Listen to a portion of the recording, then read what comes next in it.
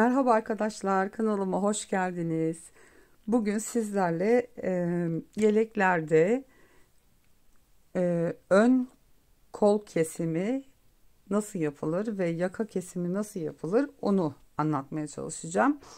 Ben şöyle küçük bir örnek parça hazırladım. Bunu yeleğinizin ön parçası farz edin. Sol taraf bu. E, Lastik ördüm. Üstüne biraz düz örgü ördüm. Önünün lastiğini ördüm. Şimdi burasını koltuk altı kesim yapacağız. Ve yakada kesim nasıl yapılıyor onu göstermeye çalışacağım. Siz bunu kendi yeleğinizde de uygulayabilirsiniz. Bir önceki videomda arka kol kesimi nasıl yapılır onu göstermiştim. Biliyorsunuz arkada biraz daha az ilmek keseriz. Ön tarafta biraz daha fazla ilmek kesimi yapılır. Göğüs bölgesi olduğu için biraz daha fazla oyuntu yapıyoruz kol altı kesiminde. Ve V yaka yapılacaksa V yaka da kesim nasıl oluyor onu anlatmaya çalışacağım. Şimdi dilerseniz vakit kaybetmeden başlayalım. Şimdi bu sol parça olduğuna göre koltuk altı kısmımız böyle çevirdiğimizde bu tarafta, bu da ön patımız. 10 tane çalıştım pat için. Kol için 9 tane ilmek atacağım şişime. Lastiğini oluşturmak için şu şekilde ilmek atmaya başladım. 4 5 6 7 8 ve 9 tane ilmek attım ve şimdi bir ters bir düz öndeki lastiğimiz gibi öreceğiz. Haroşa ördüyseniz şayet burayı da haroşa örgüsü olarak yapacağız. Şimdi burası ön yüz olduğu için önden keseceğimiz için ilk ilmeğimizi düz olarak öreceğim. Şimdi ilmekler sıkı olduğu için tabi birazcık zorlanabiliriz ilk etapta, ama ilk sıra olduğu için burayı ilk ilmeği örüyorum. Ondan sonra ben ilk ilmekleri sıra sonunda değil sıra başlarında örüyorum düzgün çıkması için.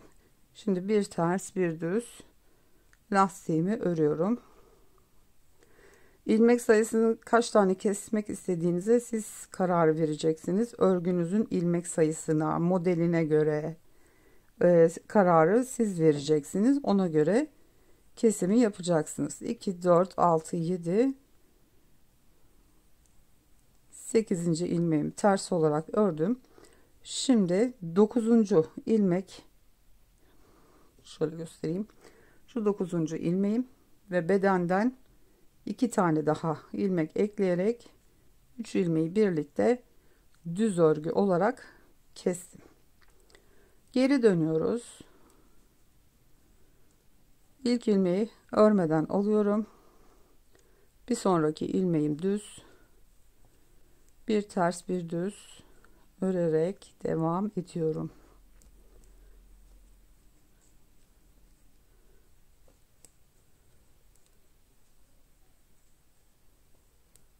Siz dilediğiniz kadar ilmek atabilirsiniz. Son ilmeğimi örmüyorum. Geri dönüyorum. İlk ilmeğimi şimdi örüyorum. Düzle başlamıştık. Bir ters bir düz 8 tane ilmeği öreceğim. Azıcık daha yaklaştırayım. Evet. 8 ilmeği örüyoruz.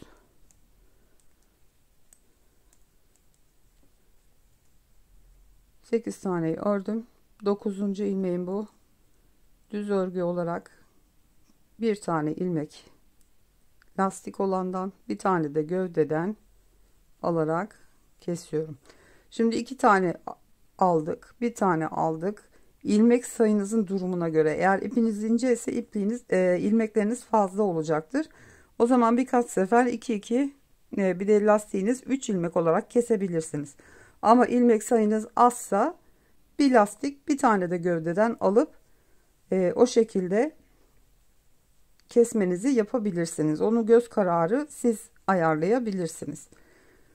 Şimdi tekrar lastiğimi örüyorum. Diyelim ki arkada misalen 5 ilmek kestiniz ilk etapta böyle kısa dönüşlerle. Ön tarafta bunu 8, 9 o şekilde oyuntuyu biraz daha fazla verebilmek için o şekilde biraz fazla kesip ondan sonra git gel yaparak bir keseceğiz ve oyuntusunu, yuvarlaklığını vereceğiz. İlk etapta böyle kısa dönüşlerle kaç ilmek keseceğinizi arkada kestiğiniz ilmek sayısına göre ayarlayabilirsiniz. Evet, 8 ilmeğimi ördüm. Yine lastikten ve bedenden bir tane alıyorum ve kesiyorum. Üçüncü kez kesmeyi yaptık. Bir önceki videoda ben 5 tane kesmiştim. Yani örnek olarak gösterdim tabi. Şimdi bunda biraz daha fazla kesip öndeki kol oyuntusunu biraz daha fazla yapacağız.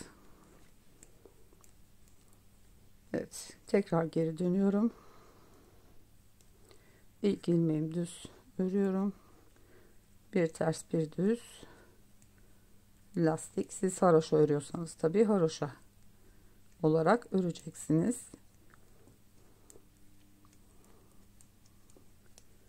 Evet, geldim yine bir tane lastikten bir tane de gövdeden alıp 2 ilmeği birlikte kesiyorum. Şu şekilde yavaş yavaş ortaya çıkıyor. Tekrar geri dönüyorum. İlk ilmeği örmeden alıyoruz. Ve lastiğimizi örüyoruz sıra başına kadar. Bunu süveterlerde de uygulayabilirsiniz. Hem lastiği birlikte örmüş oluyoruz. Hem de kesimimizi yapmış oluyoruz. Evet, ilk ilmeğimi ördüm. Devam ediyorum lastiğimle.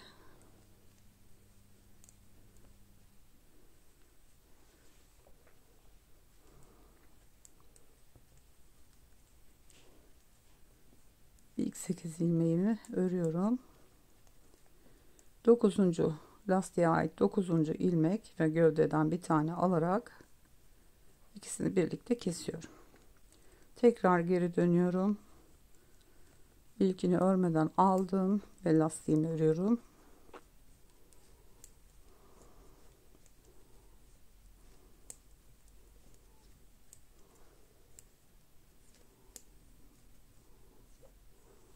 Döndüm. Tekrar ön yüzündeyim. 8 ilmeğimi öreceğim.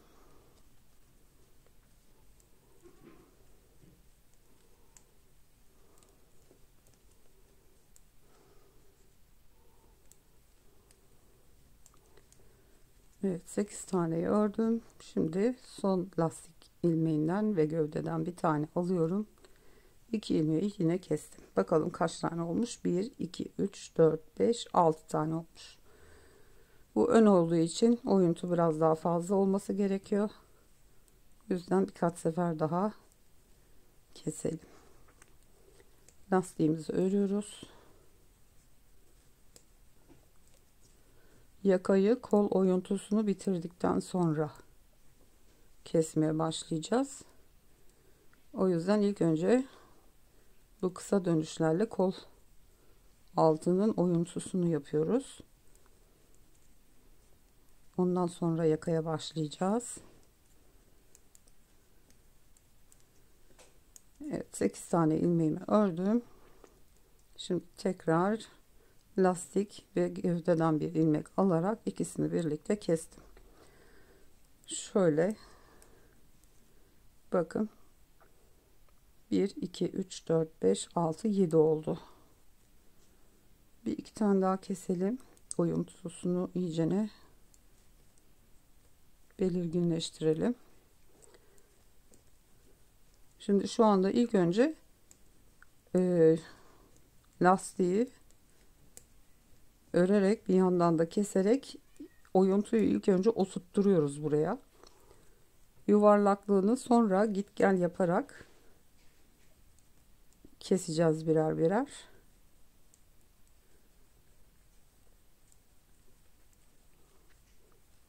İlk etapta ana ilmekleri bu şekilde kesmemiz gerekiyor.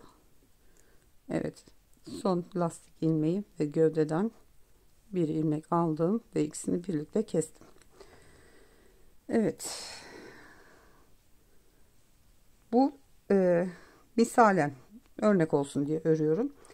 Şimdi burada 8 tane kestim. Bir önceki videoda 5 tane kesmiştim arka kol için. Ondan sonra 4 kere de git gel yap, birer tane keserek bu şekilde kesme yapmıştım. Şimdilik bu yeterli. Siz daha çok isterseniz, ilmek sayınız çoksa, ipiniz ince ise biraz daha fazla kesebilirsiniz. Bu kesim uzunluğu sizin örgünüzün durumuna göre ayarlayacaksınız bunu. Diyelim ki şimdi kestiniz, bu oturtturdunuz buraya, bu bitti. Kesmeyeceksiniz artık. Ne yapıyoruz? Bu sırayı şimdi başa kadar örüyoruz.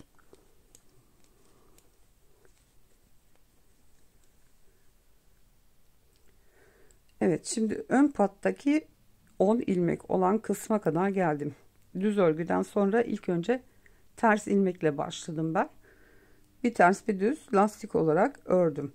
Şimdi dilerseniz koltuk altının kesmesini bitirdik. Sıra başına kadar, lastiğin oraya kadar geldik. Ön patın oraya kadar.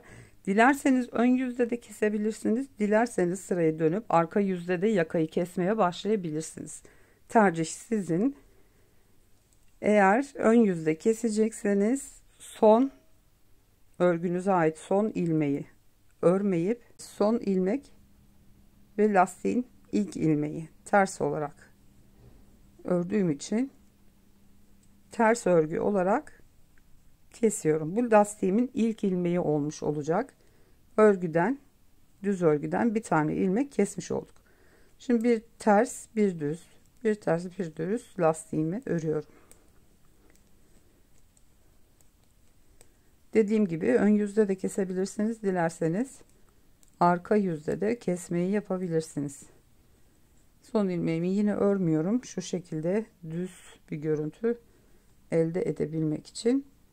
Şimdi öreceğim ilk ilmeği ve devam ediyorum yine lastik örmeye. Yakada kesme yaptığım için şimdi bu ters yüzde kesmeden direkt koltuk altı kısmına kadar örgümü öreceğim ve ondan sonra ön yüze geçtiğimizde kol altında bir tane kesme yapacağım. Şimdi bu lastiğimi bitirmiş oldum. Ters örgü olarak sıra başına kadar öreceğim. Evet, arka sıradan ördüm. Kol kısmına kadar geldim.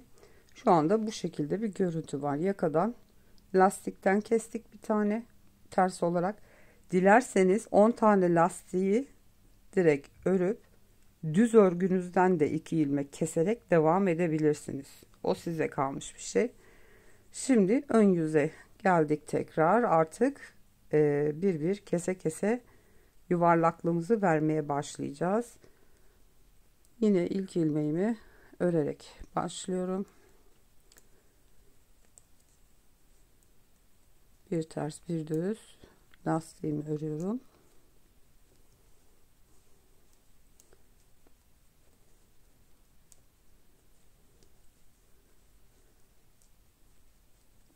Şimdi dilerseniz ilk yuvarlaklığı vermeye başlayacağız ya burada.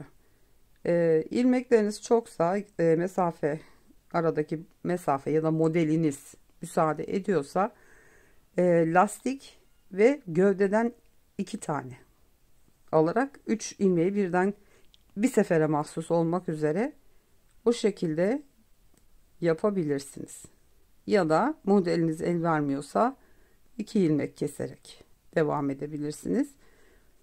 Ben şimdi 3 taneyi birlikte keseceğim ve ön pata kadar örmeye devam edeceğim.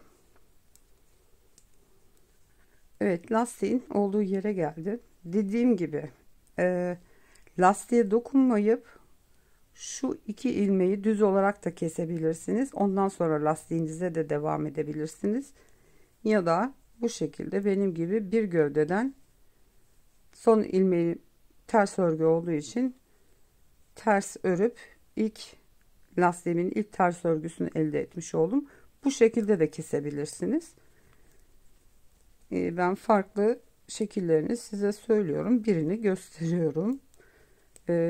Tercih sizin. Nasıl isterseniz o şekilde yapabilirsiniz tabii ki. Yine son ilmeğimi örmüyorum. Şimdi arka yüzde hiçbir şey yapmadan kol altı kısmına kadar tekrar örgümüzü örüyoruz. Ön yüze geldim. Şimdi yine lastiğimi öreceğim ve yine bir kesme yapacağız. Böyle bir kese kese ne kadar yuvarlaklık istiyorsanız o kadar kesmeye devam edeceksiniz. Şimdi geldim. Bir lastikten bir tane de gövdeden alarak ilmeğimi kesiyorum. Şu ilmeği döndürebilirsiniz de şöyle düzgün durması için ve yine yaka kısmına kadar örmeye devam edeceğiz. Bakın şu şekilde bir yuvarlaklık. Burada iki kestim. Hani keskin bir dönüş belli olsun diye. Ondan sonra şimdi geleceğiz. Gelirken düz yüzde yine bir tane keseceğiz. Sırayı başa geçeceğiz. Yakayı kesmeye devam edeceğiz. Ters yüzde hiçbir şey yapmadan geleceğiz. Ön yüzde yine kol altından bir tane keseceğiz. Ne kadar kesmek istiyorsanız kol altını o kadar kesme işlemine devam edeceksiniz. Yeterli geldiği yerde kol kesimini bırakıp sadece yakayı kesmeye devam edeceksiniz. Arkada omuz ilmek sayınız ne kadarsa önde de aynı ilmek sayısı olmak zorunda. Şimdi yine yakaya geldim. Evet, bir tane düz ilmeğim ve ters ilmeğim lastikten kesiyorum. Bu lastiğimin ilk ilmeği, bir ters bir düz lastiğimi örüyorum ve arka yüzde hiçbir şey yapmadan yine olduğu gibi gördüğüm ilmekleri örerek ters yüzünden öreceğim. Ön yüze geldim. Şimdi lastiğimi öreceğim.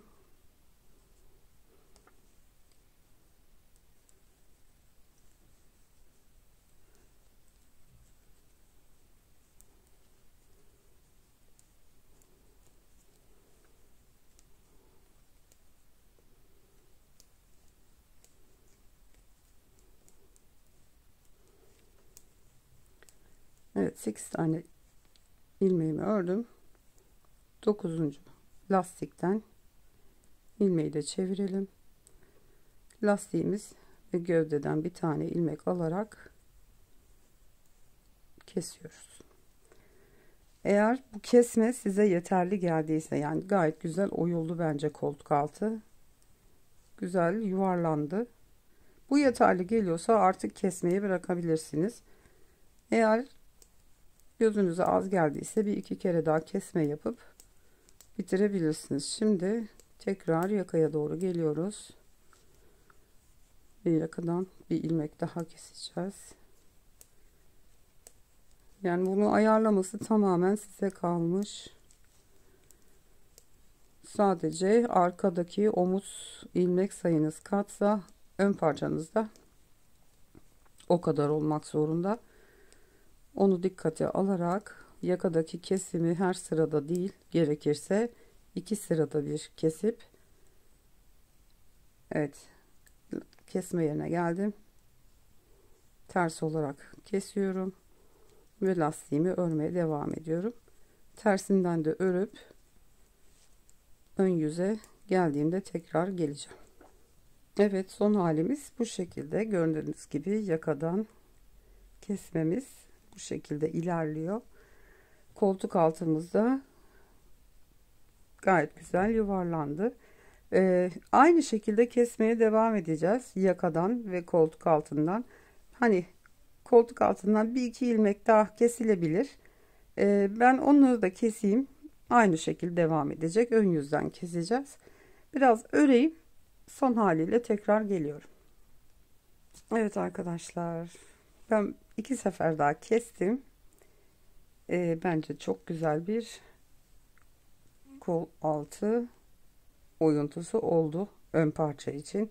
Şuradan itibaren de kol kesme yok, 4 sıra kesmeden artık düz örmeye başladım. Yakada kesmeye devam ettim. Bu şekilde artık sadece yaka kısmında keseceğiz. Kol kısmını kesmeden dümdüz yukarıya doğru öreceğiz. Yaka oyuntumuz bu şekilde gidecek. Evet. Yani bu şekilde mantığını anlatmaya çalıştım. Dediğim gibi şu ilk oturtturduğumuz kısmı siz dilerseniz daha fazla yapıp ondan sonra oymaya başlayabilirsiniz. Bu örnek parça olduğu için ilmek sayısı az. O yüzden sadece nasıl yapıldığını göstermeye çalıştım. Umarım sizler için faydalı bir video olmuştur. Bir sonraki videoda görüşünceye kadar kendinize çok iyi bakın. Hoşça kalın.